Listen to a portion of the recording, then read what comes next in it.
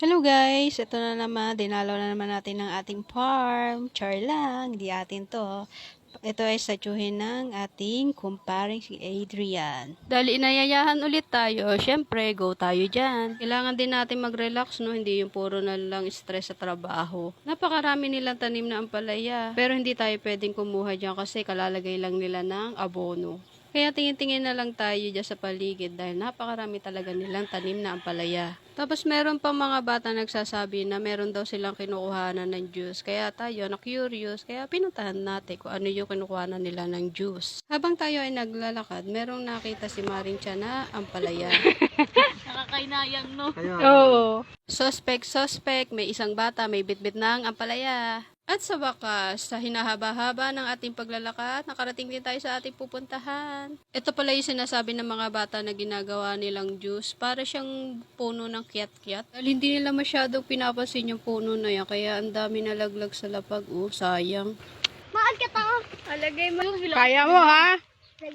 Madami na dito. Ala? Diyan na sa damit ni Miko. Aray ko man. Pala awag yun. Kaya mo madali ha? Mahirap yan.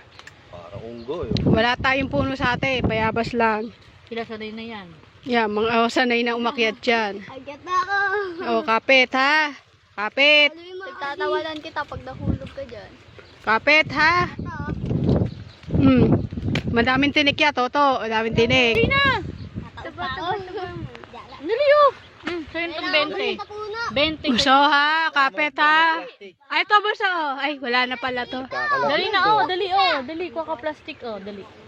Akin na yan. Buso, kumapit ka ha? 20, oh. Atay. Paano bumaba nga lang? Inuto-uto mo. O ano, paano bumaba? Di mo alam.